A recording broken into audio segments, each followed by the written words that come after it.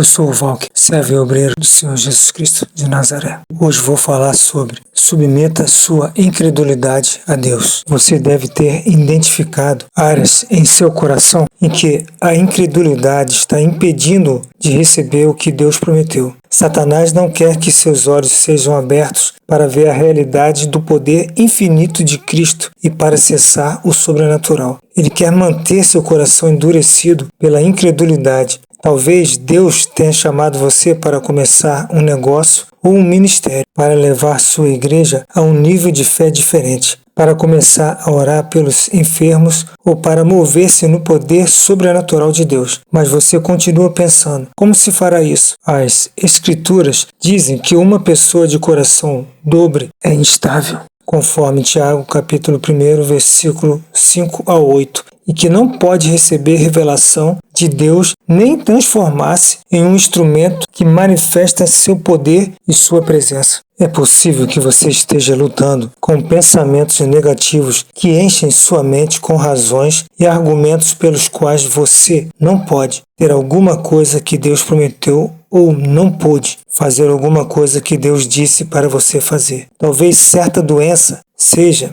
hereditária na sua família. Provavelmente seu raciocínio está dizendo-lhe: seu avô teve isso, seu pai teve isso, e de acordo com a ciência médica, você terá de sofrer disso também. É assim que funciona. Contudo, repito, o que a palavra de Deus diz sobre essa doença? Conforme Isaías capítulo 53, versículo 4 e 5. Verdadeiramente Ele, ou seja, Jesus, tomou sobre si as nossas enfermidades e as nossas dores levou sobre si, e pelas suas pisaduras fomos sarados. Ou talvez você tenha sido abençoado com uma certa quantidade de dinheiro e Deus tem colocado em seu coração o desejo de semear parte desse dinheiro nos propósitos do seu reino. Seu raciocínio pode dar a você uma série de desculpas para não fazer isso. Quando tantos ministérios cristãos precisam de capital neste momento a fim de estender o reino, muitas igrejas ganhadoras de almas precisam de fundos para realizar cruzadas evangelísticas, administrar orfanatos e fazer muitas outras obras, mas não há alguém disposto a contribuir para esses fundos, porque sua razão não lhe permite. As pessoas permitem que a razão tenha mais peso do que o que Deus colocou em seu coração para fazer, porque para elas o que a razão diz faz sentido, enquanto a vontade de Deus e os seus caminhos